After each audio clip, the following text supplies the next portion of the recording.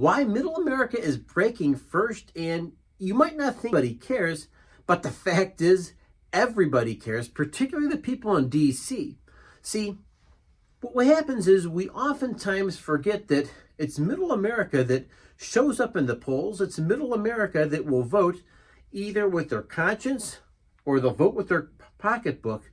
They'll vote with the idea of looking after their loved ones, sending their kids to school. So I want to make sure you're understanding whether it's tariffs, whether it's inflation, whether it's interest rates, whether it's your ability to buy a home. The people in DC are caring, and chances are they're going to care very much in the not too distant future because midterm elections are right around the corner. So folks, I want to remind you that it's just not numbers.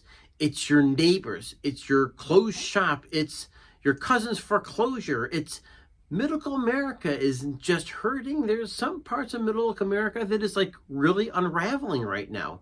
And I want to make sure that you understand the system is being challenged, it's being stressed, it's being tested.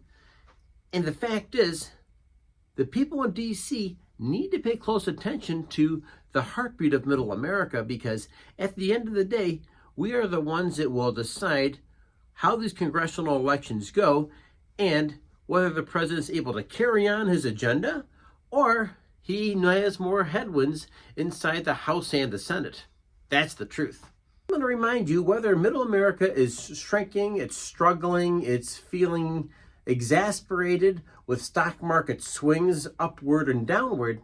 The fact is, your story matters, and it matters very much. Let's talk about rural America for a moment, just because there's some aspects of rural America that's kind of in a death spiral. One factory closes, less tax base. Schools get their cuts, and all of a sudden, you know that the kids are getting less of an education. Housing starts collapsing. There's more of a brain drain. Well, these are things that really do affect everyday Americans. It's not theoretical at all. It is generational decline, and it's out there depending on some of the areas that exist. Hey, drive through rural West Virginia, rural Ohio, and rural Kentucky. Let me know how those coal mines are working out, how those small steel towns are working out, and when I talk about generational decline, you'll see it firsthand. Another thing to consider is no safety net, like no investments pouring in, at least not yet, right? Now, we do know that the tariffs are part of a process, not necessarily a destination. So we do know that there's going to be a considerable amount of money being reinvested in the United States. And the sooner we see factories popping up, the sooner we see real estate being consumed and people getting good paying wages to take care of their family, then you'll see a spark of interest. But right now, there are certain urban areas that get bailouts. They get their attention. Rural towns get, well, oftentimes the fend for yourself mentality. And maybe that's part of the genius of middle class America and rural America. The fact is, they aren't looking for handouts. What they're looking for is an opportunity to step up, stand up, and be that man, be that woman who takes care of their own. That's a wonderful American value, and I'm glad to see that it's not gone away, because there's pride in demonstrating that you take care of your family like you're supposed to. Because the other fact is that sometimes hopelessness, it seriously feeds extremism. And that can be an urban extremism, it can be a rural extremism, but the fact is, when you feel unseen, unheard, and uncared for, you vote to burn the system down, not to support it.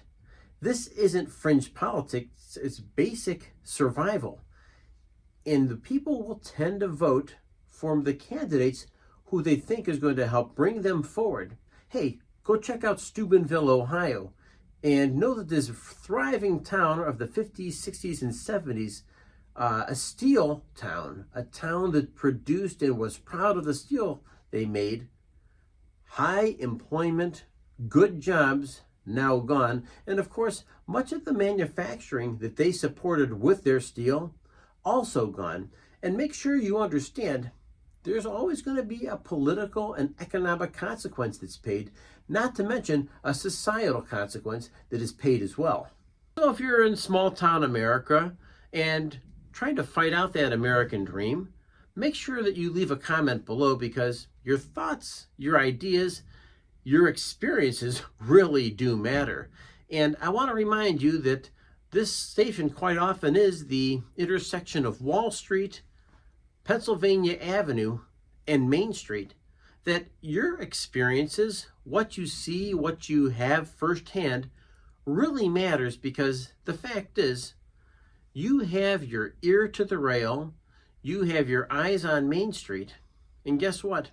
The rest of this channel seriously benefits a ton when you share your personal experience. Hi, I'm Brian. I run the Economic Report, and remember, a like, a subscribe does wonders for this channel because of the YouTube algorithm. Of course, it promotes it out to more people just like you who need to hear this message. And maybe equally as important, your comments really do matter. We care about you. We care about your story. And guess what, folks? We're all in this mess together.